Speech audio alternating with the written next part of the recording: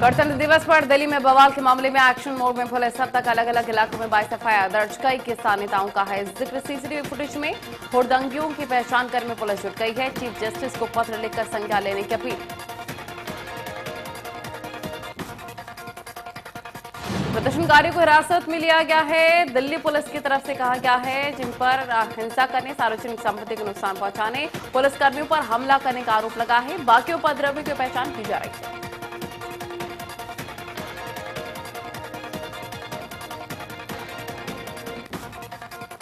हिंसा में 300 पुलिसकर्मी भी घायल हुए हैं। इसमें से कई की हालत गंभीर है। 45 पुलिसकर्मियों को सिविल लाइन अस्पताल के ट्रॉमा सेंटर रेफर किया गया। 18 पुलिसकर्मी एलएनजेपी हॉस्पिटल में भर्ती।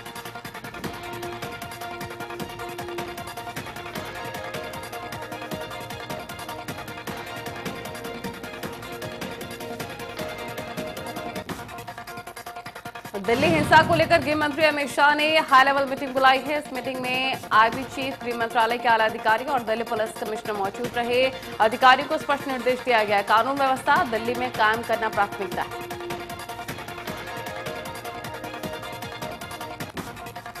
गणतंत्र दिवस के मौके पर लाल किले में हुए तांडव की तस्वीरें अब सामने आई हैं। यहां पर कई गाड़ियों को नुकसान पहुंचा है। ऐसी तोड़फोड़ की गई है। वहां पर मौजूद झांकियों को नुकसान पहुंचाया गया है। बुधवार को केंद्रीय मंत्री प्रहलाद पटेल ने भी लाल किले पहुंचकर नुकसान का जायजा लिया।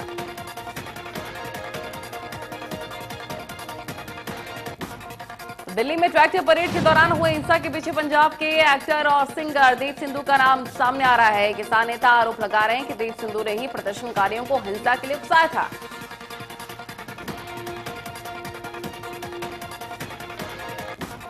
योगेंद्र यादव ने कहा है कि दीप सिंधु बीजेपी सांसद सनी देओल का चुनाव में एजेंट रह चुका है और प्रधानमंत्री नरेंद्र मोदी के साथ इसकी कई फोटोज भी हैं। दिल्ली पुलिस को हमने इसके बारे में कई बार बताया था मगर कोई कार्रवाई नहीं हुई।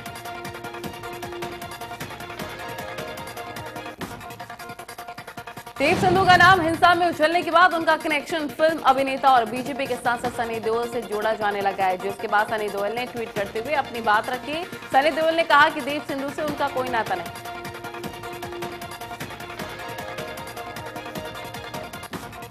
किसान आंदोलन के बीच हुई हिंसा के बाद किसान नेता हरकत में हैं। सिंघू बॉर्डर पर बैठक का आयोजन हो रहा है जिसमें किसान आगे की रणनीति बनाएंगे। इसके बाद प्रेस कॉन्फ्रेंस कर जानकारी दी जाएगी। दिल्ली की सीमा पर बैठे किसान आंदोलन आज 63 दिन हो चले हैं। इससे पहले 26 जनवरी के मौके पर ट्रैक्टर परेड में शर्मसार करने वाली तस्वीर सामने आई। किसानों को कहना जिन्होंने ये किया वो किसान नहीं है, हम इसकी घोर निंदा करते हैं। पुलिस ने काबू करने की कोशिश की तो उपद्रवी और बेकाबू हो गए। आईटीओ पर पुलिस की टीम पर पथराव हुआ है, तब पुलिस ने आंसू गैस के गोले छोड़े।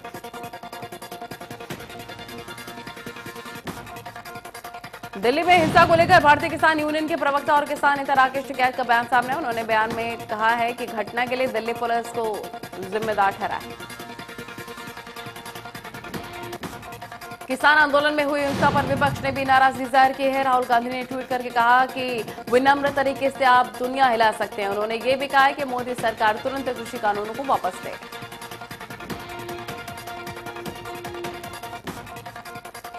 सुप्रीम कोर्ट के वकील विनीत जिंदल ने सीजेआई बोबडे को पत्र लिखा। किसान परेड के दौरान हिंसा में दूसरा झंडा फहराने, सरकारी संपत्ति को नुकसान पहुंचाने वाले प्रदर्शनकारियों पर कार्रवाई की मांग।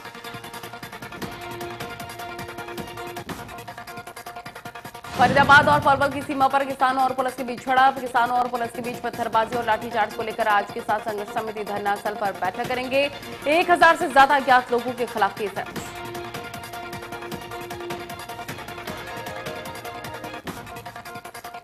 दिल्ली के गालिंदी कुंज से नोएडा आने जाने वाली सड़क के 2 लेन बंद कर दिए गए हैं, जिससे कुछ जगहों पर लंबा जाम देखने को मिला।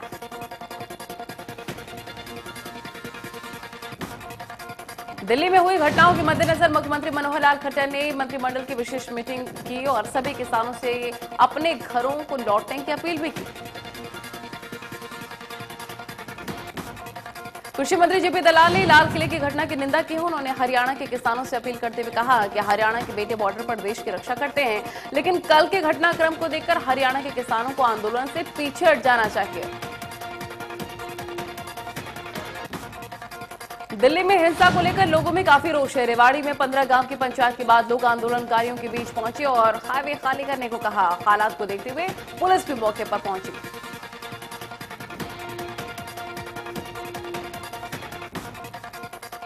किसान आंदोलन के बीच हुए दिल्ली में तांडव के बाद सुप्रीम कोर्ट द्वारा गठित कमेटी की मीटिंग रद्द हो गई है। अब कमेटी की बैठक 29 जनवरी को होगी। इसमें कमेटी के साथ संगठनों ने कृषि कानूनों को लेकर चर्चा करेगी।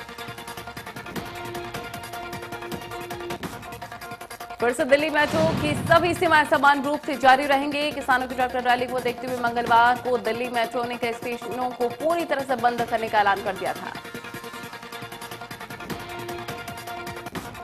दिल्ली एनसीआर में इंटरनेट सर्विस बंद किए जाने के करीब 5 करोड़ यूजर्स प्रभावित हुए हैं और गृह मंत्रालय ने राजधानी के कई हिस्सों में इंटरनेट पर रोक लगा दी है, जिसके बाद से कई घंटे तक इंटरनेट यूजर्स परेशान रहे।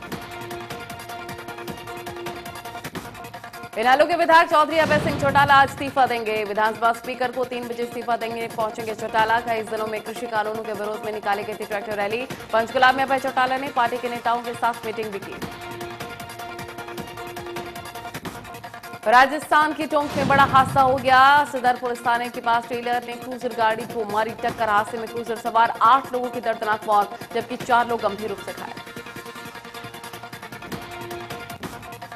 जींद पुलिस ने 25,000 रुपए के इनामी बदमाश को गिरफ्तार कर लिया है। गिरफ्तार किए गए बदमाश ऋषि पर 12 मुकदमे दर्ज है। इसके अलावा पुलिस ने एक और बदमाश को भी पकड़ा।